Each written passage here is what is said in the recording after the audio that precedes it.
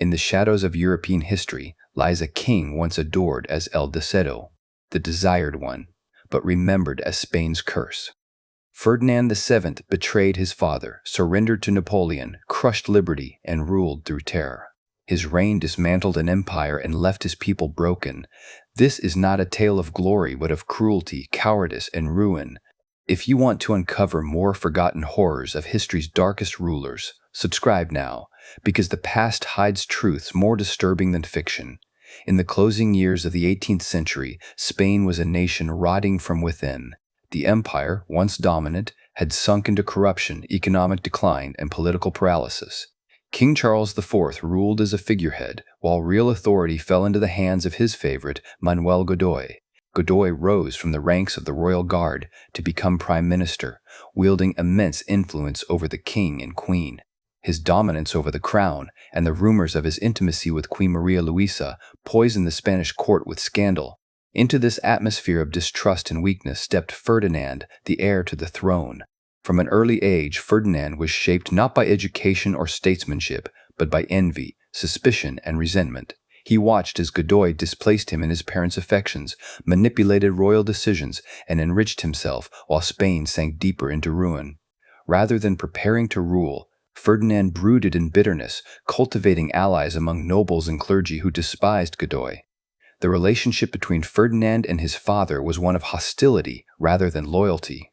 Charles IV was indecisive, heavily dependent on Godoy's guidance, and viewed his son not as a partner in rule, but as a threat. Ferdinand, in turn, came to see his father as an obstacle to power. He would not wait for the natural succession of monarchy. Instead, he embraced conspiracy as the path to authority. By 1807, Spain was caught in the shifting tides of Napoleonic Europe. Godoy had aligned the crown with France through treaties that weakened Spain further and dragged it into wars that devastated its economy. This opened deep fractures in the monarchy. Ferdinand, surrounded by courtiers who whispered of his destiny, decided to strike. What followed became known as the El Escorial conspiracy. This plot was not the careful maneuvering of a skilled statesman, but a desperate betrayal of family. Ferdinand's circle drafted appeals directly to Napoleon Bonaparte, asking him to intervene and aid in removing Godoy, even if this meant undermining the authority of the king himself. The prince was willing to conspire with a foreign power against his own father's government. His ambitions eclipsed any sense of national loyalty. The conspiracy was soon uncovered. In October 1807, secret letters revealing Ferdinand's treachery were discovered. Godoy and Charles IV were outraged. The heir to the throne was summoned, interrogated, and humiliated before the court. For a moment, it seemed Ferdinand's path to power had collapsed. He was forced to write a groveling letter to his father, begging forgiveness and renouncing his conspirators. Yet the punishment was not severe. Charles IV lacked the strength to disinherit his son or secure the dynasty against him. Ferdinand's betrayal went largely unpunished, and in the eyes of many Spaniards this only heightened his stature. The prince was seen as a figure of resistance against the hated Godoy, even though his actions had been driven by selfish ambition, not national duty. The El Escorial conspiracy revealed the true nature of Ferdinand, a man willing to sacrifice his family, his father, and stability of Spain for his personal gain. He was no reformer, no visionary prince. He was a conspirator, and from this point forward, treachery would define his every decision. The court's forgiveness of Ferdinand had disastrous consequences. His status as heir was preserved, while Godoy's reputation collapsed further. The nobles and clergy rallied around Ferdinand, projecting onto him virtues he did not possess. They imagined him as a future savior who would restore Spain to greatness once Godoy's corrupt hand was removed. In reality, Ferdinand had no political program, no vision beyond power for himself. By the dawn of 1808, Spain stood on the edge of collapse. Napoleon's armies were pressing ever deeper into Iberia under the pretext of alliance. Charles IV remained weak, Godoy remained despised, and Ferdinand remained poised to exploit the crisis. The conspiracy of Escorial was only the first step in a series of betrayals that would consume the throne, the empire, and the very fabric of Spanish society. This opening act, a son plotting against his father and conspiring with a foreign enemy, cast a long shadow. It marked Ferdinand not as a rightful heir, but as a man of deceit and ambition without loyalty. The Spanish crown, already fragile, would never recover from the fractures he carved into it. In choosing conspiracy over loyalty, Ferdinand revealed the essence of his reign to come, a monarchy built not on honor but on treachery. In 1808, Spain stood at a breaking point. The Bourbon monarchy had been weakened for decades, riddled with corruption, court intrigue, and political mismanagement. Charles IV was despised as a weak monarch, and his powerful minister, Manuel Godoy, was hated as the architect of Spain's humiliations. Against this backdrop, Prince Ferdinand, already tainted by treachery against his own father, waited for an opportunity to seize the crown. That chance arrived with the shadow of Napoleon Bonaparte. The French emperor had already mastered the art of turning dynasties into puppets. By conquering kingdoms or manipulating succession, Napoleon extended his control across Europe. Spain, a once mighty empire now in decline, was his next victim.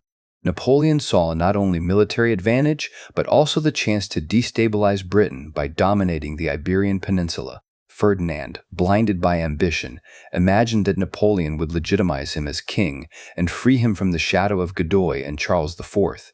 In truth, he was already a pawn in a game far larger than himself. The crisis began when Napoleon lured the Spanish royal family into a trap.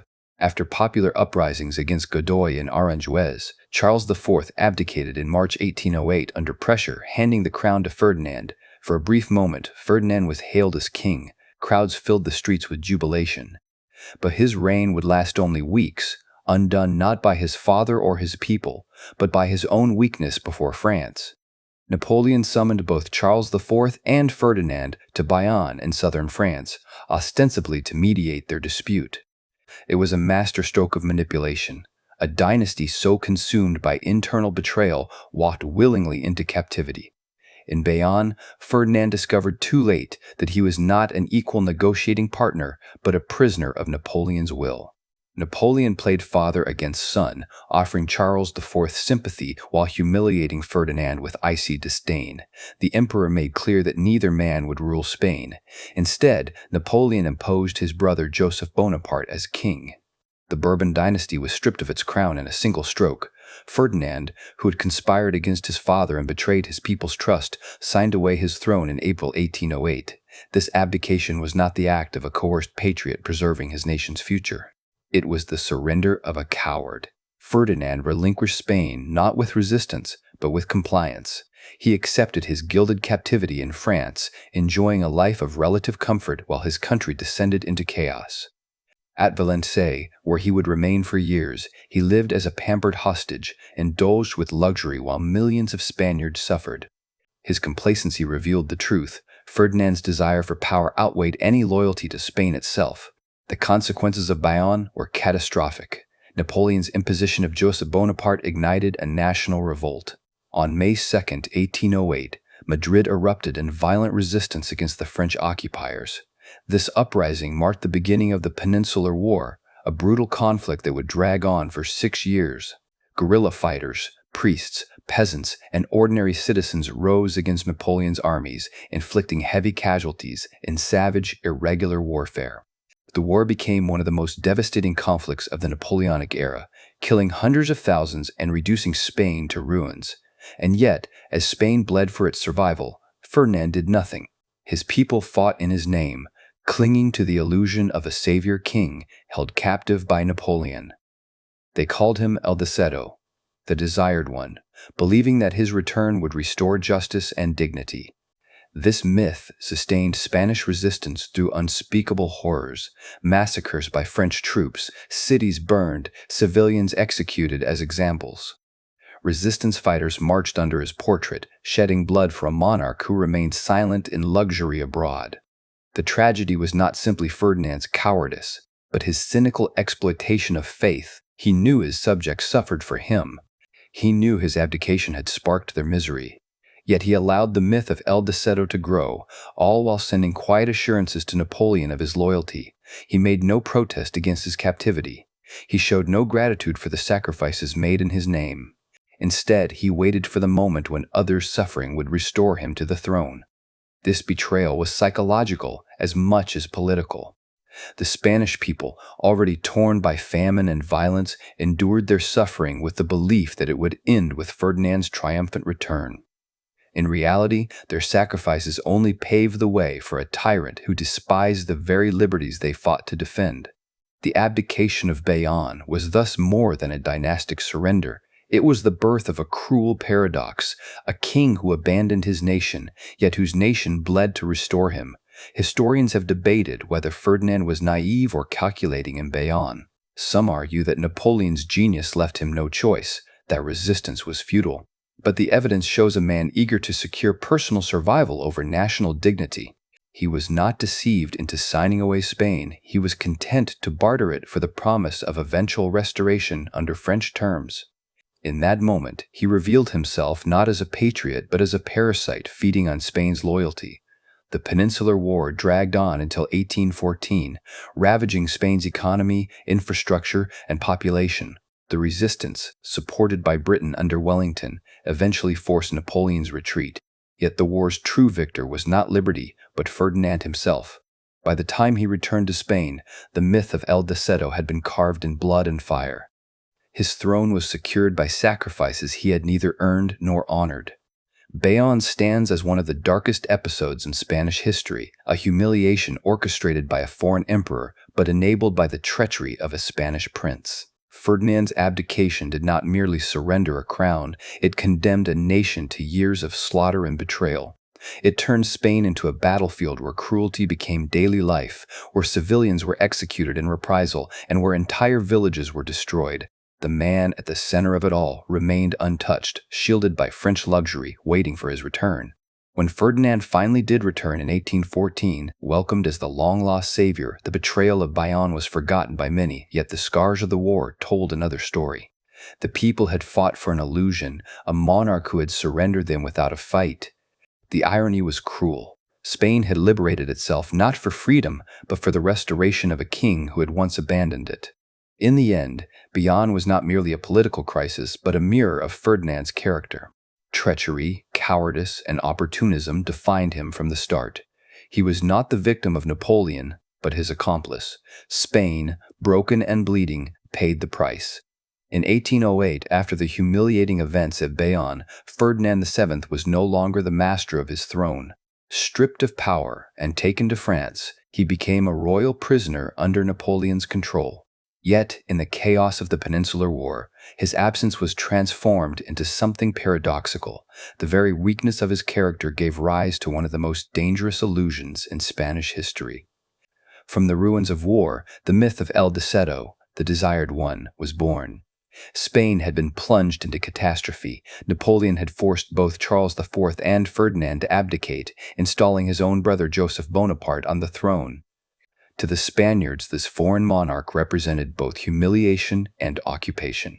Cities burned, villages were massacred, and guerrilla fighters waged a merciless resistance against one of the most disciplined armies in Europe.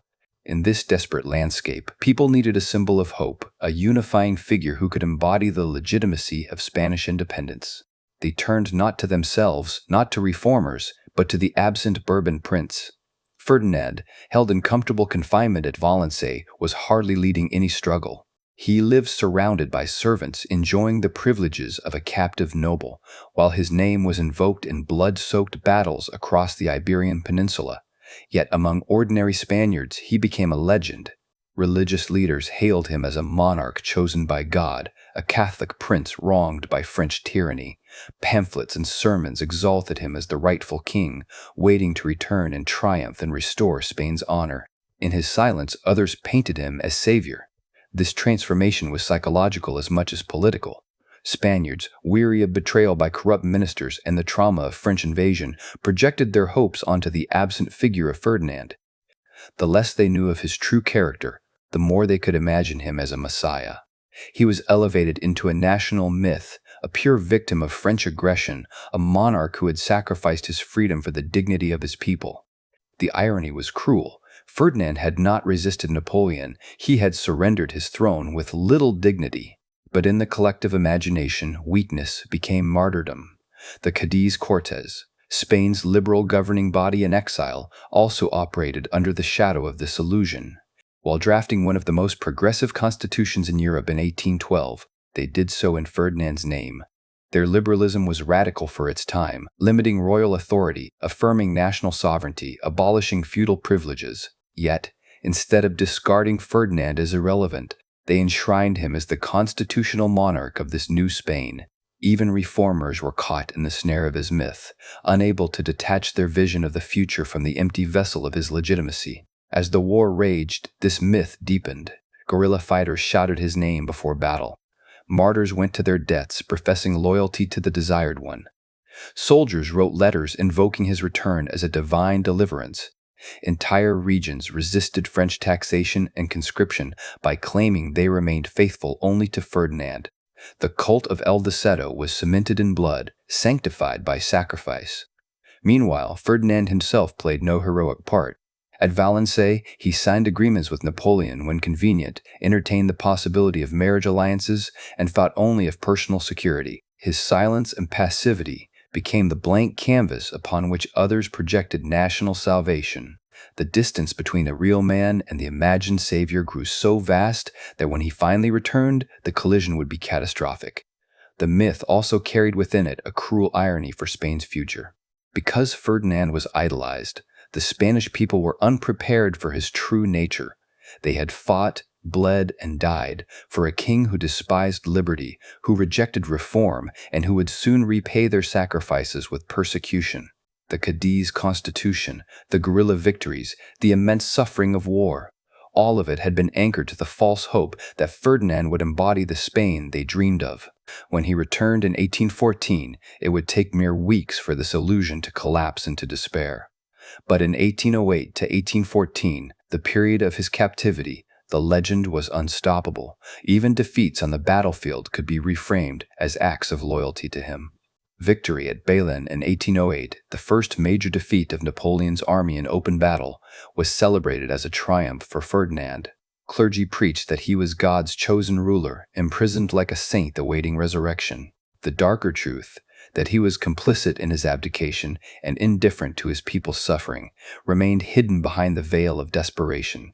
The myth of El Deseado reveals one of the most horrifying truths of this period, how a nation in agony can elevate a false idol. It was not Ferdinand who inspired resistance, but the Spaniards who needed him to be something he was not. His absence became more powerful than his presence ever could be. In the silence of captivity, he became the symbol of everything he would later betray. This illusion cost Spain dearly. By binding their sacrifices to his name, the Spanish ensured that when Ferdinand returned, he would inherit absolute loyalty and unquestioned power. That loyalty, once transformed into tyranny, would destroy the very freedoms they had fought for. The myth did not just deceive them in the moment, it laid the foundations for renewed oppression. Thus, El Deseado was never truly desired for who he was, but for what he symbolized in the desperate imagination of a broken nation. His captivity became his crown, his silence, his authority, his cowardice, his sanctity. And when he returned, it was not a messiah who entered Spain, but a tyrant cloaked in borrowed glory. The people had conjured their own nightmare, and when the mask was torn away, the horror of reality would eclipse even the violence of Napoleon's occupation. The legend of El Deseado stands as one of history's most chilling reminders that in moments of despair, a people may create their own false savior, and in doing so, deliver themselves into the hands of their destroyer.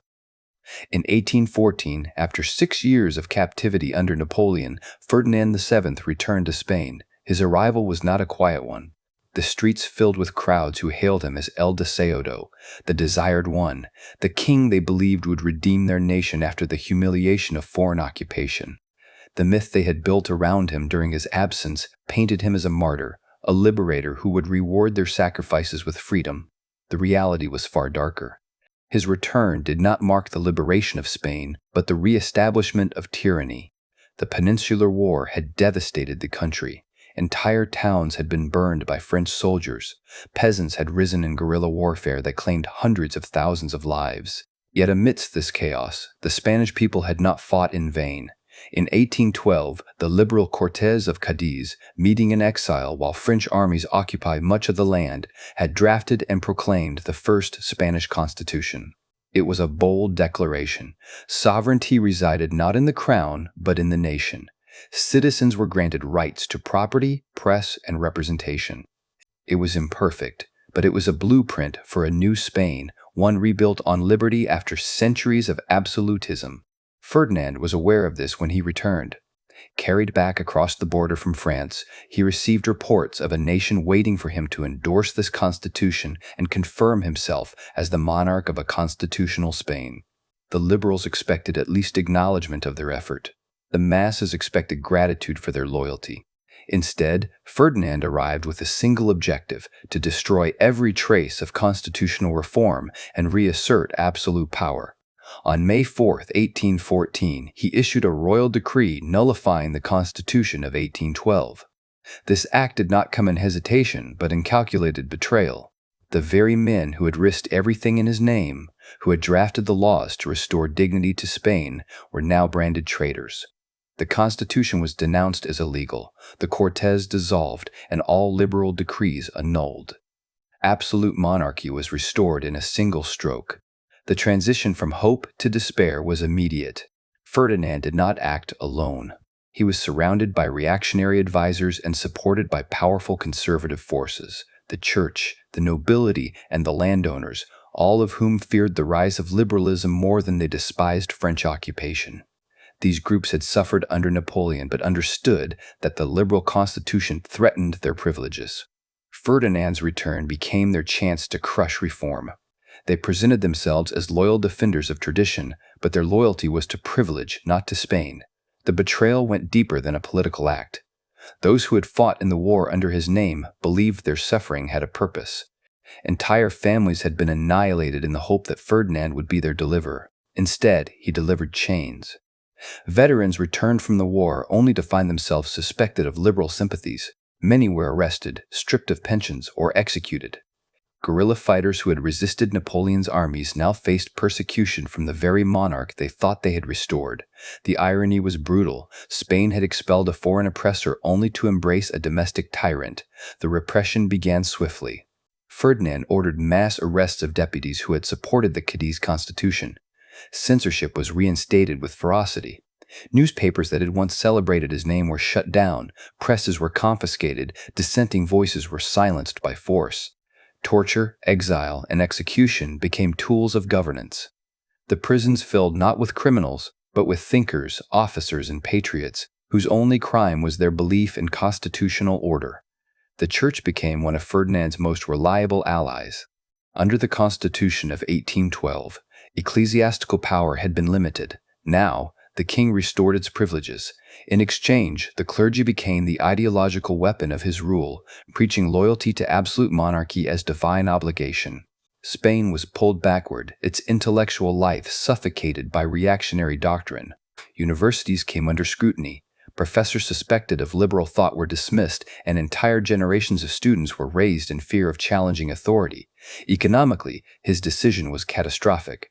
The nation was already impoverished by years of war, its agriculture disrupted, its industry in ruins, and its treasury empty. Instead of initiating reconstruction, Ferdinand diverted resources into surveillance, military suppression, and the maintenance of a bloated court. He rewarded loyalty with titles and pensions, creating a parasitic nobility even as famine struck parts of the countryside. The contrast between starving peasants and lavish royal banquets was stark, and it widened the gulf between people and crown. The psychological impact of Ferdinand's restoration was profound. Spain had glimpsed a possibility of progress, however fragile, and that vision was destroyed overnight. Where hope had existed, fear now reigned. Families who had lost sons in the war wondered what their sacrifices had achieved. Intellectuals who had risked their lives to draft new laws were silenced or executed. Soldiers who had resisted French domination were punished for the ideals that had driven their resistance.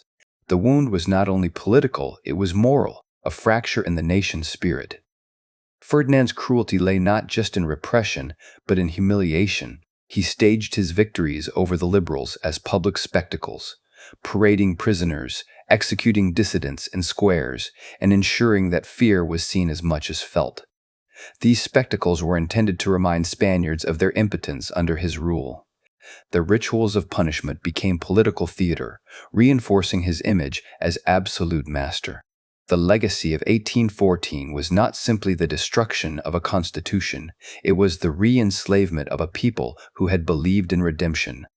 Ferdinand did not restore stability, he entrenched division. His decision set Spain on a path of endless oscillation between absolutism and reform, a cycle of coups, revolts, and repression that would dominate the 19th century. His cruelty ensured that the hope of Cadiz would never be forgotten, but always remembered with bitterness as the freedom stolen by a king who owed everything to the blood of his people. Ferdinand VII entered Spain hailed as a hero. Within weeks, he revealed himself as the tyrant he had always been. The desired one became the betrayer. His return marked not the salvation of Spain, but the beginning of its long descent into political darkness. When Ferdinand VII returned to Spain in 1814, the hopes of his people died quickly. The Cadiz Constitution, the most progressive charter in Spanish history at the time, was abolished with the stroke of his pen. What followed was not governance in any rational sense, but an era where repression became the only method of rule. Ferdinand did not attempt to modernize Spain, rebuild the empire, or strengthen its institutions. Instead, he constructed a machinery of fear, deliberately designed to crush freedom, extinguish dissent, and reinforce his absolute authority. The king began with censorship. The liberal press, which had flourished during the French occupation, was strangled almost overnight. Newspapers were shut down, printers arrested, and publishers threatened with execution. Even imported foreign writings were seized at ports, burned before crowds, and outlawed as infection. Ideas themselves became a crime. Universities were purged of liberal professors, and classrooms were filled with hand-picked clerics loyal to the throne. Ferdinand believed that if the minds of Spaniards could be starved of thought, their tongues and their spirits would follow. But censorship was only the first layer. The prisons of Spain, already overflowing from years of war, became the laboratories of Ferdinand's cruelty. Thousands of men and women who had fought for liberty in his name were rounded up as traitors. Soldiers who had resisted Napoleon but later expressed loyalty to the Cadiz Constitution found themselves shackled in chains. Their sacrifices were repaid with dungeons, exile, or execution. The irony was bitter. Those who had fought to restore Ferdinand were the first victims of his vengeance. Public executions became a hallmark of his reign. Gallows were erected in town squares, and firing squads delivered the king's will in plain view of the people. Executions were not hidden punishments, but spectacles, reminders that resistance ended in blood. The condemned were paraded through jeering crowds, their deaths timed to coincide with religious festivals or political anniversaries. The state, under Ferdinand, turned killing into ritual. By forcing Spaniards to watch their neighbors die, he imprinted submission through terror. Torture chambers, abolished by enlightened reforms decades earlier, were quietly restored. Prisoners were subjected to interrogations meant less to extract information than to instill fear. Whips, branding irons, and starvation were used routinely. Survivors described dark cells where prisoners were denied light for months, their sanity eroded until death was a mercy. Some were deliberately disfigured before being released, their scarred bodies serving as living warnings to others. The Inquisition, though formally weakened in the late 18th century, found new life under Ferdinand's watch. He resurrected its apparatus, using it not only for religious conformity but also as a political weapon. Confessors, spies, and informants infiltrated communities. Families were torn apart when brothers betrayed brothers, wives informed on husbands, and children denounced parents, all in fear of royal punishment. Under Ferdinand, trust itself became impossible. Every whisper might be heard, every word could be fatal. Exile was another instrument of repression. Thousands of liberals, intellectuals, and reformists were forced into exile across Europe and the Americas. Spain bled talent and brilliance, losing doctors, writers, and thinkers to banishment. Many never returned, while others who did were broken and impoverished. Those who stayed behind faced systematic degradation. Social mobility was frozen, offices reserved only for loyalists, and the possibility of merit-based advancement destroyed. Spain became a cage, locked by the king's fear of progress. The repression extended into the countryside, where peasants bore the brunt of the economic collapse. Taxes were raised mercilessly, often collected by soldiers who used violence as routine enforcement. Bread riots were suppressed with bullets. Farmers who resisted conscription were branded rebels, their families punished. Villages suspected of harboring liberal sympathies were burned, and entire populations displaced. Ferdinand's cruelty was not confined to the cities. It was carved into the rural heart of Spain. What distinguished his tyranny was its systematic nature. This was not random cruelty or occasional excess, it was policy. The machinery of repression was deliberate, designed to create a society where obedience was reflex and silence was survival. Fear was woven into daily life, from the church pew to the market stall. Citizens learned to police their own thoughts, their own families, lest suspicion fall upon them. Internationally, Ferdinand's brutality shocked even conservative monarchs. European rulers who had fought Napoleon found themselves uneasy with the savagery of Spain's king. Diplomats recorded the scale of executions and the stench of Spain's prisons with horror. But Ferdinand was unmoved. He did not seek approval abroad, he sought submission at home. He cared little for Spain's reputation as long as his throne remained untouched. Yet repression also bred resistance. Liberal uprisings erupted intermittently, each crushed with ferocity. Soldiers who mutinied in 1820 forced Ferdinand to briefly restore the Constitution of Cadiz, but within 3 years he invited French intervention to crush the liberal movement once again. Known as the ominous decade, 1823-1833, this final period of his reign was marked by the most intense wave of executions and imprisonments. The king ruled Spain as if it were a conquered land, its people not citizens but subjects to be broken. The psychological cost was devastating. Generations of Spaniards grew up in silence, taught to fear expression, stripped of faith and justice. Communities were shattered, intellectual progress arrested, and political debate extinguished. By the end of Ferdinand's reign, Spain was a nation drained of vitality, its spirit deliberately mutilated by years of calculated repression. Ferdinand's machinery of terror left scars that outlived him. His methods destroyed Spain's confidence, crippled its institutions, and ensured that violence would remain the default language of politics for decades. He had reduced the nation not to obedience but to paralysis, a people caught between desperation and fear, crushed under the weight of a monarch who valued cruelty above all else. His reign proved that tyranny does not always arrive in grand armies or sweeping decrees. Sometimes it is built quietly, piece by piece, through censorship, prisons, torture, executions, and humiliation. Ferdinand VII mastered this machinery. He turned Spain into a theater of repression where cruelty was governance itself. His name would forever be synonymous, not with leadership or progress, but with betrayal, fear, and the cold efficiency of absolute power. In the cold, suffocating atmosphere of Ferdinand VII's court, cruelty was not reserved only for political enemies or distant rebels. It seeped into his most intimate relationships, corroding the very institution that sustained the monarchy, the royal family. The Bourbon dynasty, already fragile, was mutilated from within by Ferdinand's betrayals, humiliations, and manipulations.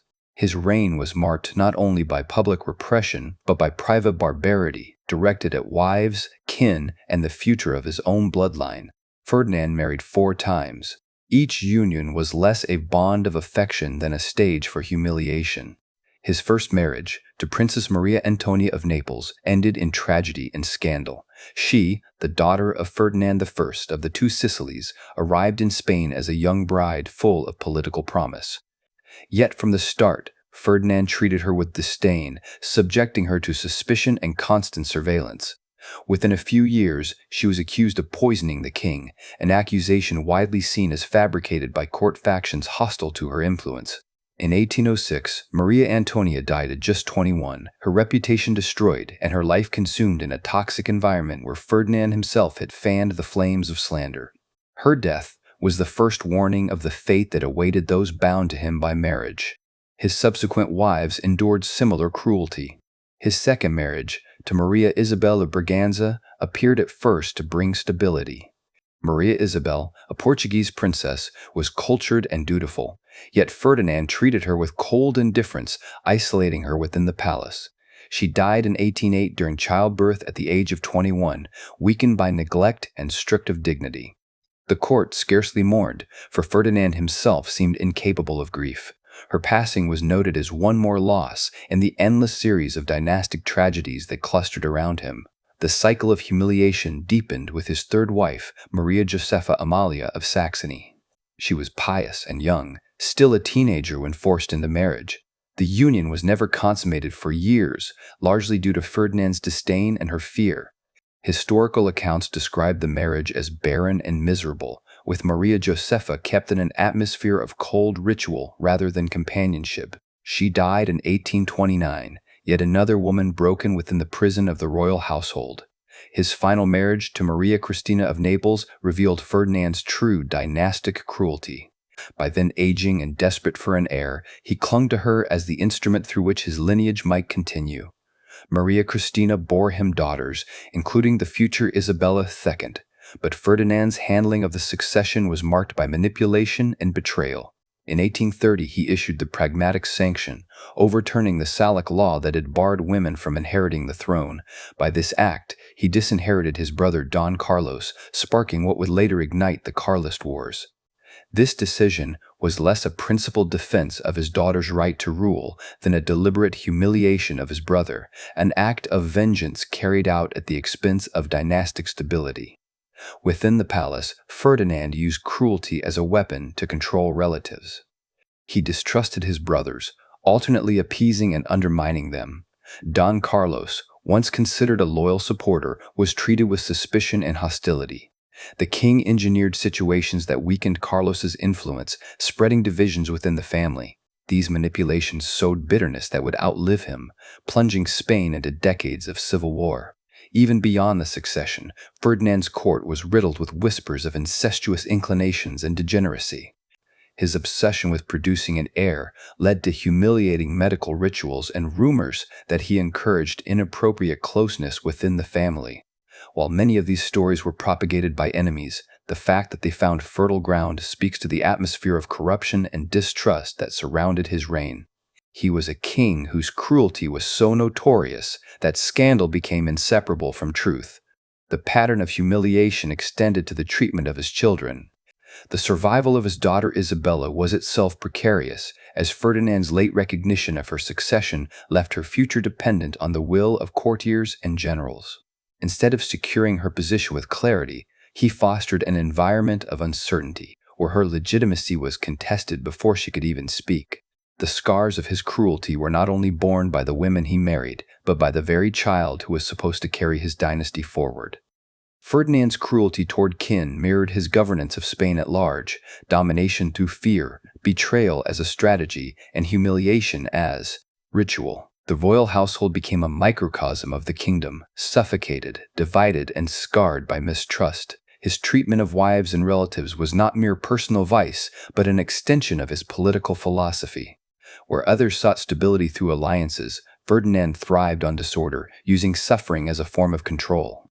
By the final years of his reign, the Bourbon dynasty had been reduced to a fractured house, torn by rivalries he had deliberately inflamed. His manipulations over succession directly paved the way for the Carlist Wars, a series of bloody civil conflicts that devastated Spain long after his death. The legacy of his dynastic cruelty was not only the personal destruction of women bound to him, but the destabilization of the entire monarchy.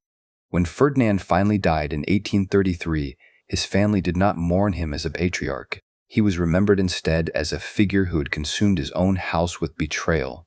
His wives had perished young, his brothers turned into enemies, and his daughter left to inherit a crown drenched in uncertainty. The Bourbon dynasty survived, but scarred, marked forever by the shadow of a king who used cruelty as his most intimate language. When Ferdinand VII returned to Spain in 1814, he inherited not only a shattered kingdom, but also a fragile empire. Across the Atlantic, Spanish colonies had already begun to rebel, fueled by Enlightenment ideals, resentment of Spanish rule, and the weakening of Spain during the Napoleonic Wars. For Spain, the moment demanded reform, negotiation, and foresight. Yet Ferdinand's nature was the opposite: rigid, reactionary, and consumed by the defense of absolute power. His refusal to adapt would accelerate one of the greatest losses of empire in history. The revolutions in Spanish America had begun years before his restoration. During his captivity in France, colonial elites in Venezuela, Argentina, Mexico, and elsewhere had already organized local juntas, claiming they acted in loyalty to him rather than to Napoleon's puppet regime. These movements were fragile at first, riddled with divisions. A skillful monarch might have preserved much of Spain's overseas dominion through reform or compromise. Ferdinand instead treated the colonies with contempt, seeing them as possessions to be squeezed rather than partners to be governed. From the moment of his return, Ferdinand annulled the liberal Cadiz constitution, which had briefly granted representation to colonial territories. For many Creoles, this was the final betrayal. The hopes that Spain might transition into a more inclusive constitutional monarchy collapsed overnight. By clinging to absolute rule, Ferdinand cut away the last threads tying the colonies to the crown. What began as loyalty in his absence transformed into outright revolt once his true character was revealed.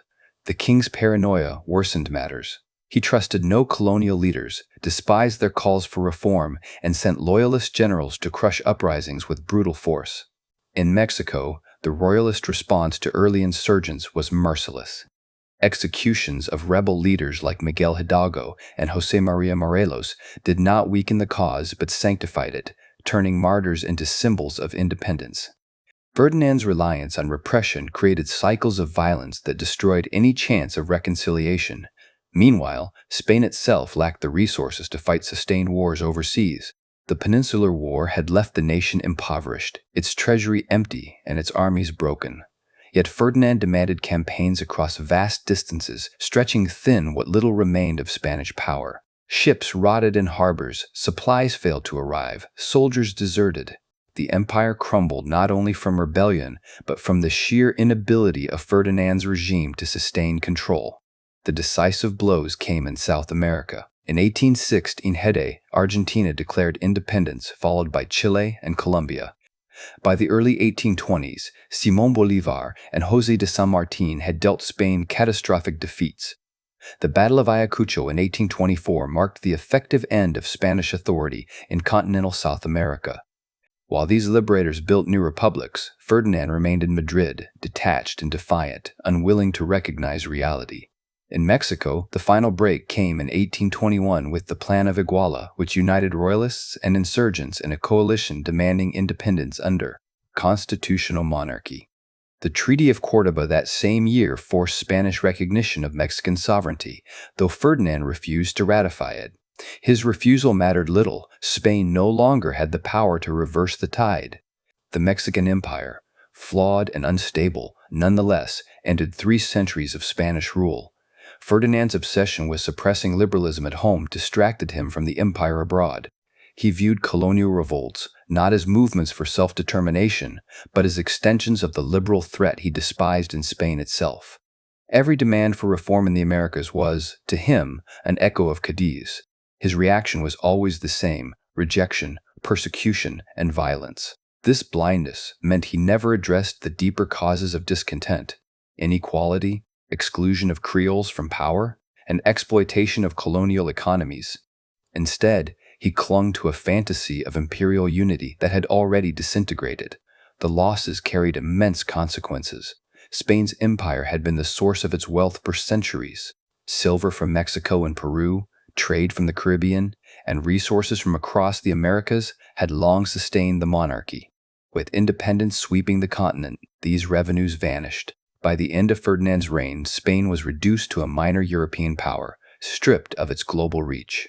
Only Cuba, Puerto Rico, and the Philippines remained, themselves simmering with discontent. This collapse was not inevitable.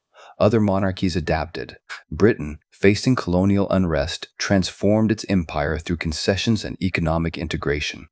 Even Portugal allowed Brazil to transition into a kingdom in personal union before its independence. Spain, under Ferdinand, refused to reform at all. His stubborn defense of absolutism ensured that independence came violently, with bloodshed and bitterness, leaving wounds that would scar Spain's relationship with Latin America for generations. The psychological weight of these losses was immense. For centuries, Spain's identity had been tied to its role as a global empire, the power that conquered the New World, circumnavigated the globe, and claimed vast dominions. To see it all unravel under Ferdinand was more than political failure, it was national humiliation. Yet the king felt no remorse. Instead, he turned his wrath inward, intensifying repression at home as though punishing Spain itself for the empire it had lost. In Madrid, public executions of liberals coincided with news of defeats overseas. The spectacle of domestic terror mirrored the collapse abroad, a king desperately clinging to control while everything around him disintegrated. Ferdinand never acknowledged his role in the disaster. He insisted that rebels were to blame, that foreign conspiracies destroyed Spain's empire. In truth, it was his refusal to bend that had broken it. By the time of his death in 1833, Ferdinand had presided over the near-total destruction of Spain's overseas dominion. What had been one of the largest empires in history shrank to a handful of colonies.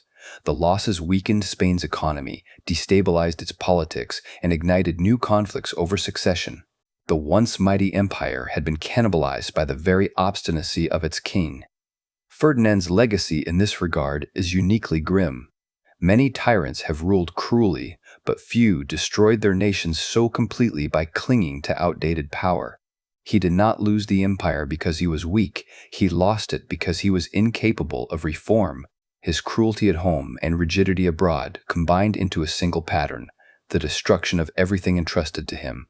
The collapse of Spain's empire stands as Ferdinand's greatest crime, not simply a geopolitical defeat, but a betrayal of generations who had fought, governed, and believed in a global Spain. The colonies slipped away not through inevitability, but through neglect and arrogance. In his refusal to adapt, Ferdinand VII ensured that Spain, once a world power, entered the modern era diminished, humiliated, and broken. In Ferdinand VII's Spain, cruelty was not hidden in the shadows. It was performed in public, ritualized as an extension of royal authority. His reign marked the institutionalization of humiliation as a deliberate tool of governance, transforming punishments into spectacles designed to break both the body and the spirit of the Spanish people. When Ferdinand returned to the throne in 1814, he immediately dismantled the liberal reforms of the Cadiz Constitution. But abolishing liberties was only the beginning. To ensure obedience, he revived medieval systems of repression, drawing upon the traditions of the Inquisition and the absolutist Bourbon legacy. Justice was stripped of impartiality. Trials were replaced by proclamations of guilt. Punishment became theater, a lesson for the masses. Executions under Ferdinand were never quick affairs.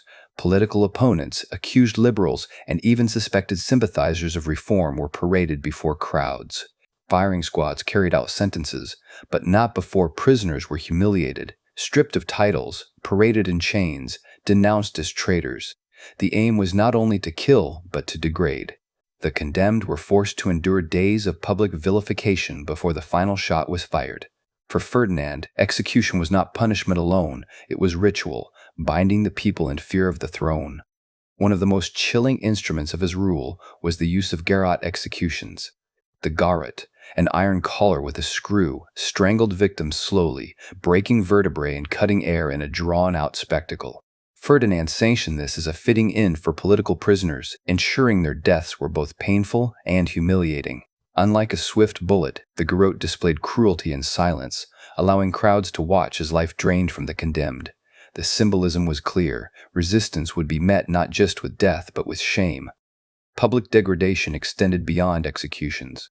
Censorship tribunals summoned writers, journalists, and academics to stand trial for words deemed subversive.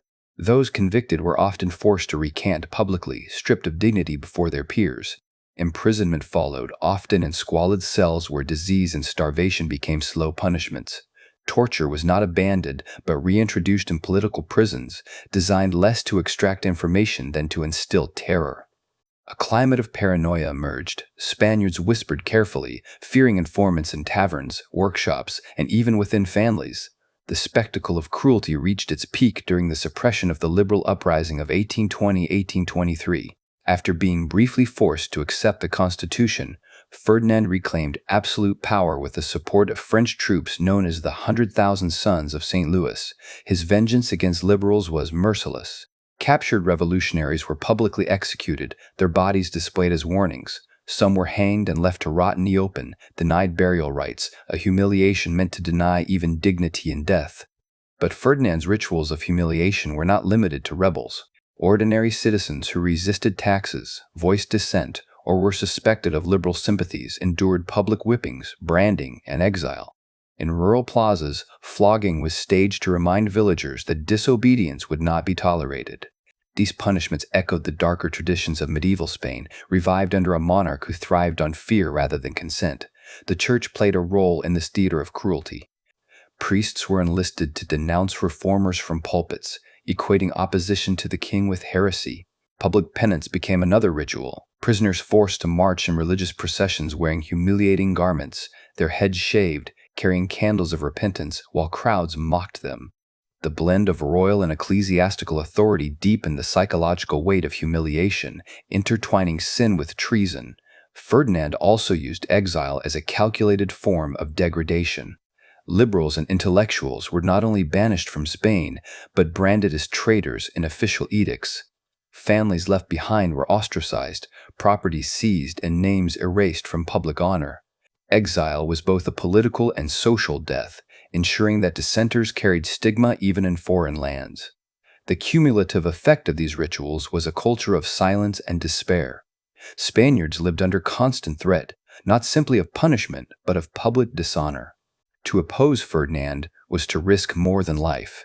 It meant annihilation of identity, dignity, and family reputation. Even those untouched by direct repression absorbed the lesson: obedience was survival. By ritualizing cruelty, Ferdinand turned Spain itself into a stage of fear. Town squares became theaters of executions. Churches doubled as courts of condemnation. Newspapers were censored into silence, leaving the state as the sole narrator of truth. A generation grew up under the weight of these rituals, conditioned to associate dissent with humiliation. Historians later observed that Ferdinand VII's regime left scars deeper than those of war. Where the peninsular conflict had been brutal, it was Ferdinand's peacetime governance that crushed Spain's spirit. His legacy was not only the loss of empire and economic collapse, but also a national memory of humiliation. He had taken a people who once fought Napoleon with courage and reduced them to subjects who feared the sound of their own voices. The cruelty of his rituals was deliberate, not incidental. They were designed to project absolute dominance, to remind Spaniards that their monarch could strip them of dignity as easily as life. In this sense, humiliation was a political language, one Ferdinand spoke fluently. For him, power was never secure until it had broken the will of his subjects. When he died in 1833, the rituals ended, but their imprint remained. Generations remembered the garrets, the public floggings, the degrading penance. The memory of fear outlived the king himself, embedding humiliation into Spain's collective memory as the true legacy of Ferdinand VII. When Ferdinand VII returned to the throne of Spain in 1814, he returned not as a liberator, but as a tyrant. Yet behind the executions, censorship, and endless repression, one problem consumed his later reign more than any other: the question of succession. The king, so ruthless in his public rule, was privately haunted by weakness. He was sickly, often bedridden, and plagued by infertility. The survival of his dynasty and the stability of Spain seemed to depend entirely on whether Ferdinand could produce a viable heir. Spain had endured decades of instability: the French invasion, the collapse of its empire, and the crushing repression Ferdinand himself imposed. But all of these disasters would pale beside the storm unleashed by his desperate and humiliating attempts to secure a successor. His failure in this single matter would plunge Spain into one of the bloodiest conflicts of the 19th century. Ferdinand's health was fragile throughout his reign. Contemporary physicians described him as obese, lethargic, and frequently debilitated by gout and venereal disease. His private life was marked by impotence and repeated stillbirths in his marriages. He married 4 times, yet again and again he failed to produce a healthy heir. Each marriage became a political tool, another chance to preserve the Bourbon line, but each ended in disappointment, miscarriage, or infant death. The king's desperation drove him to humiliating measures. Doctors subjected him to painful and degrading treatments, including purgatives, bleeding, and bizarre sexual therapies, thought to restore virility. His body was probed, poisoned, and exhausted in the pursuit of fertility, yet no solution appeared. Within the court, whispers spread of divine punishment, a tyrant so cruel that even God refused to allow his line to continue. Spain's political factions watched this drama with rising fear. Liberals despised Ferdinand for destroying the Constitution of 1812 and unleashing a reign of repression. Conservatives, while loyal to monarchy, feared the collapse of legitimacy if Ferdinand died without a clear heir. The uncertainty over succession became a shadow war within Spain. Each faction had its candidate waiting.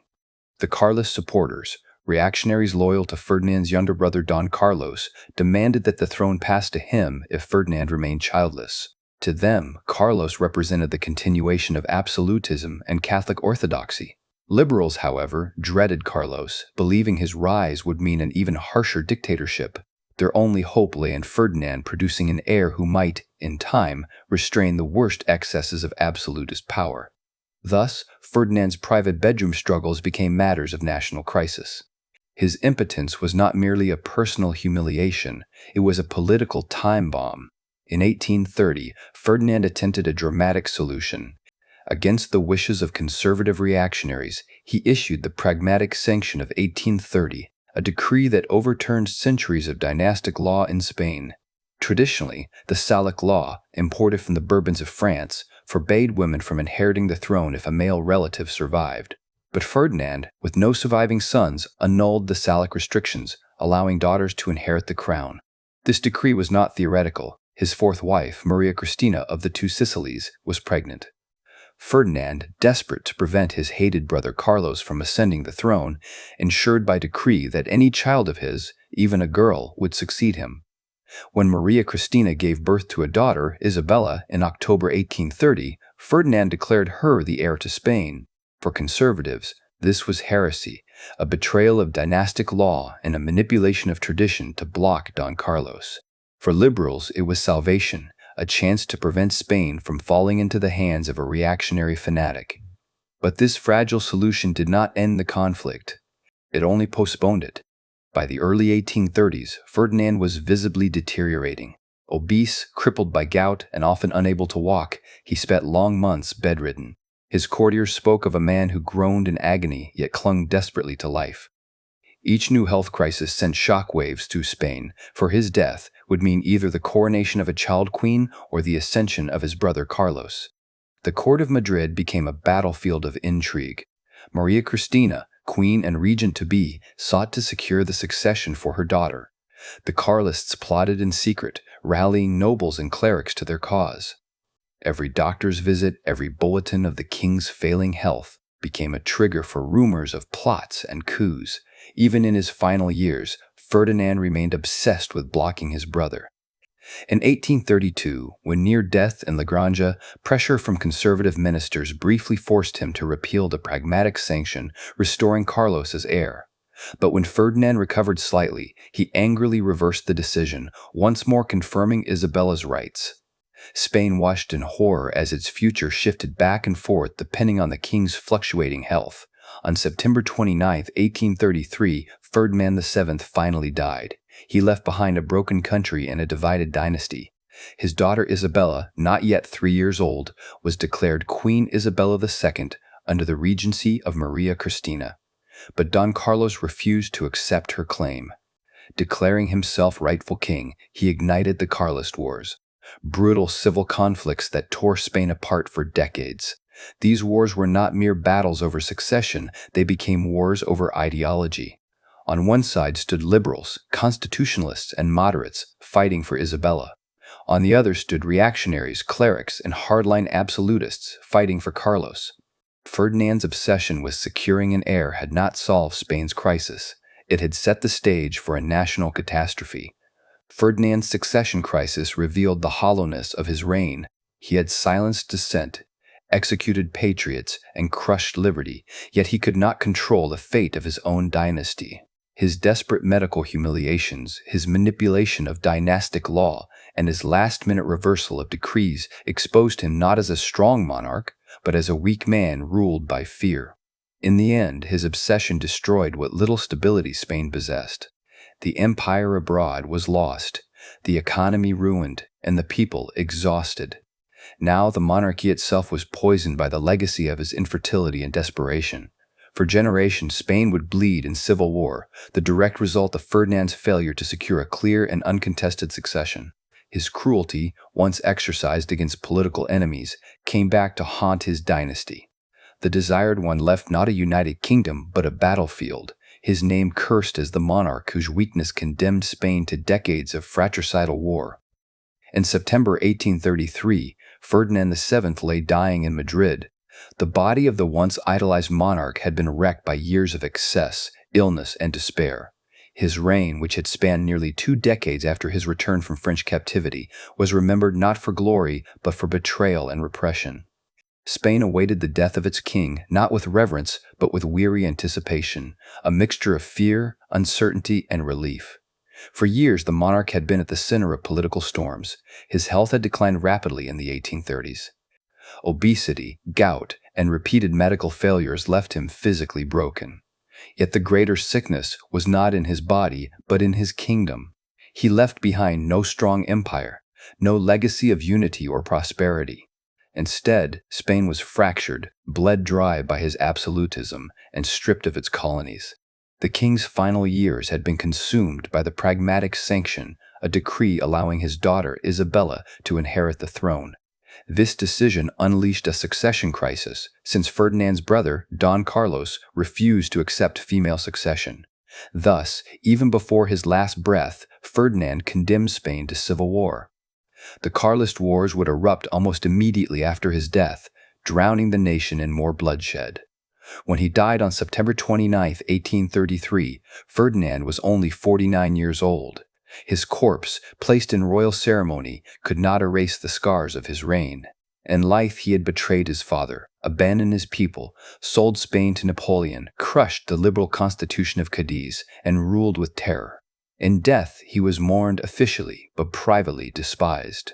Even those who had once praised him as El Deseado, the Desired One, had long since learned the bitter truth.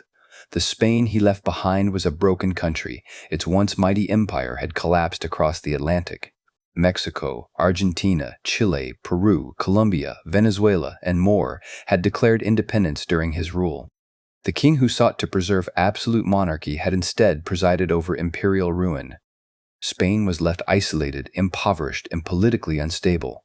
Ferdinand's death did not bring peace. The succession crisis ensured that the violence he had cultivated would outlive him. The First Carlist War, 1833 to 1840, would devastate Spain, setting brother against brother in a brutal conflict fueled by the king's decisions.